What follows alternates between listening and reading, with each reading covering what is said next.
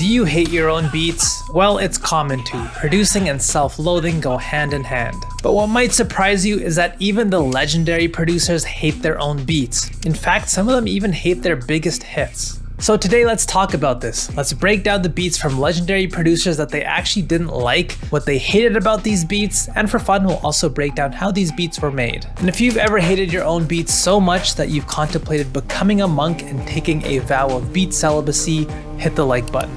You're not alone. So let's start with the first one. Here's the legendary Timbaland talking about a beat that he made for Missy Elliott. I ain't like that song. Right. Missy like it. I was like, I don't like this song. You gonna put this out? And the song he's talking about here is 1 Minute Man.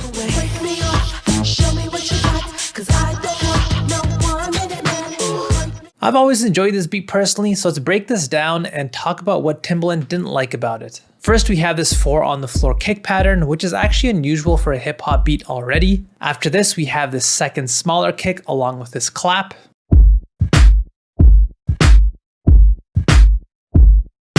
Next, we have the Timbaland signature, his percussion. His attention to detail when using percussion always really elevates his beats, which is a helpful lesson for all the producers.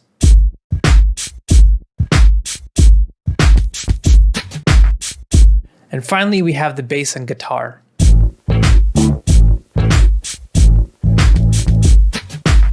Now there is one sound that I've left out that Timbaland seems to not like about this beat. And I did that sound, beep, beep, beep, beep, beep, beep. The sound that he's talking about is this synth right here.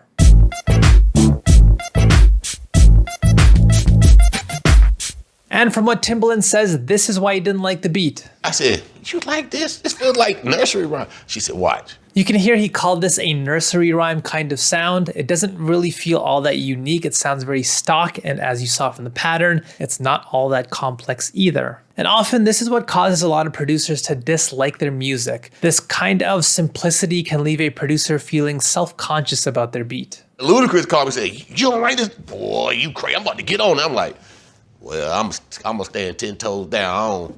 It's all right. But then when it blew up, I said, that girl Missy, she knows. But this level of simplicity is also what can really make a beat effective. Like I talked about in an older video, it's surprising how many of the greatest beats of all time are actually this simple as well. Now, another legendary producer who also felt the same way was The Alchemist. The first time that he got a chance to play beats for Mobb Deep, here's what he said about the beat that they chose. It was always weird when it came out and everybody loved it because I really didn't get busy production-wise. Yeah. You know what I mean? I was always like, damn. The beat he's talking about here is The Realist. For young guns coming up during these times. For police who find drugs, letting niggas slide. For niggas. Again, here we have that exact same problem. The problem of making a great beat that didn't really require much work. So here's how this beat was made, starting with a sample.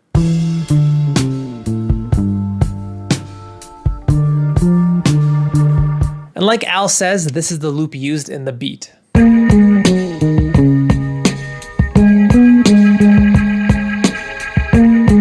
Now there are some smaller techniques done to this sample. The engineer used a technique called gating on the kick and the snare. This used to be a helpful technique if your sample had drums in it that you didn't want. What it basically means is controlling the volume of your sample and decreasing it during the bigger drum hits. Here I'm using automation to do this.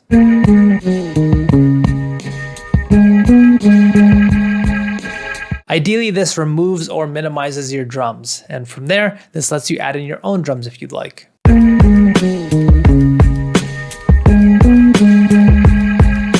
Having said that, today technology has made this technique a little bit outdated since many tools will now allow you to completely remove drums cleanly altogether.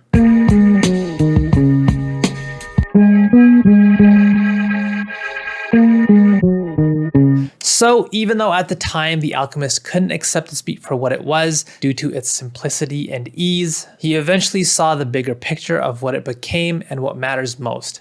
It's not about the input when making beats, what matters is the output. Now let's move on to a beat that might be on the greatest album of all time, and the beat was made by a producer who might be the greatest producer of all time. It absolutely surprised me when I heard DJ Premier actually didn't like one of the beats that he made for Illmatic. I didn't like that beat. When I found that record, it was Ruben Wilson. But I put on that dun, dun, dun, dun, dun, and he's like, yo, make a beat out of that. I'm like, ah. The beat he's talking about here is Memory Lane by Nas.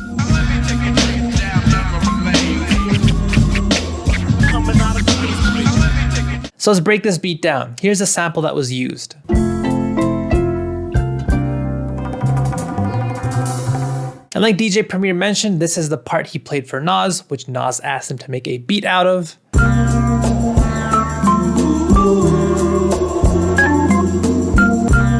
And you can hear DJ Premier is right. This loop feels a little bit more musical and mellow compared to most of the other beats on Illmatic. But DJ Premier does mention that even though he wasn't sold on the idea at first, once he added more to the song and it was closer to completion, he did come around to it. I didn't like that beat before the drums and everything was added. It's a little simple pattern.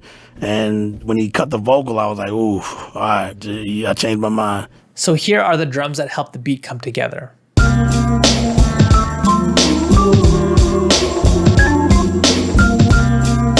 And I think these large, aggressive drums really help bring the energy to this beat. If we instead used more minimal, laid-back drums, the beat doesn't quite have the same feeling.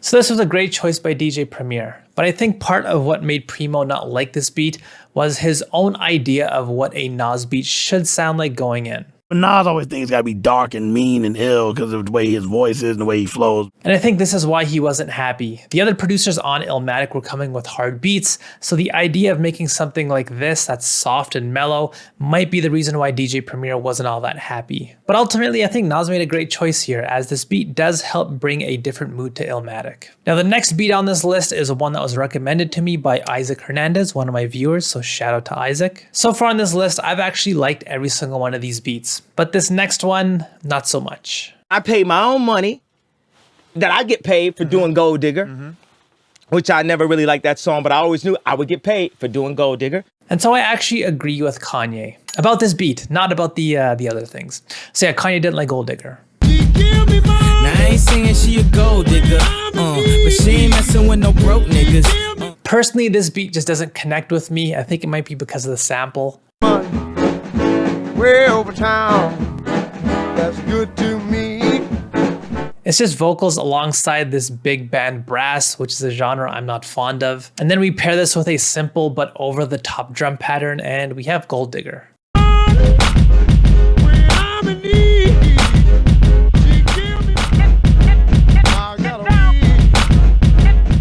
Now it's hard to know why Kanye didn't like the song, but earlier in the same interview, he says this about his goal with his music. I'm here to crack the pavement and make new grounds. And in another interview, he talks about what his biggest weakness is as a producer. My drums are actually my Achilles heel. And so with the way Gold Digger was made, the sonic choices as well as the drums, this could be the reason why he didn't like this beat. It might not have reached the standard Kanye set for himself. But hey, if your beats aren't reaching your own standard either, check out Better Beatmaker. YouTube is a great place to learn some of the pieces to beat making, but it doesn't show you how to use these pieces to put together the complete puzzle. So come see why members say Better Beatmaker has given them the aha moments that finally helped them make amazing sounding beats. Link is in the description. Now up next, we have yet another legend of production hating what might be my favorite beat of his. I used to always tell Dre, let's perform this song, let's do this song. He'd be like, I ain't fucking with that. Really? He hated that song. He hated it to the point to where he didn't even want to put it out. What we're talking about here is Deep Cover. Hit him like this and like that. Let him know that I'm looking for a big fat dope sack. To me, this song is just iconic. It starts off with this simple yet perfect bass line, which sounds like an upright bass.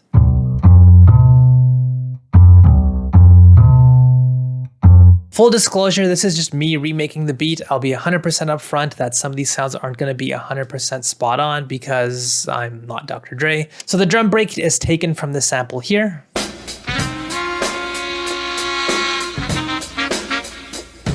So what's interesting is that you can hear that we have the horns on the left side of the channel and the drums on the right, but in the beat, it sounds like these two channels were separated and used differently. So here we have just the drums that I've separated using a stereo shaping tool, and I've added distortion and saturation tools to boost and color them.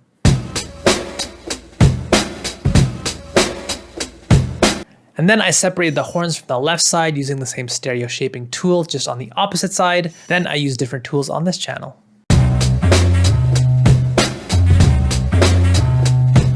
From here, I layered the drums to add more presence to the break.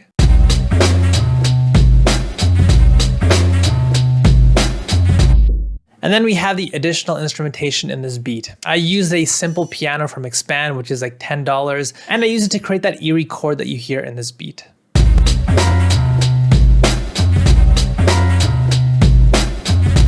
Every once in a while, we get these strings that come in, which I also built using Expand.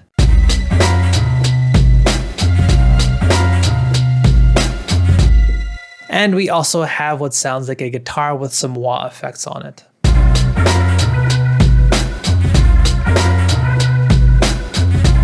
There is one final sound in this beat which sounds like a Moog synth, but I was unable to recreate it in Expand.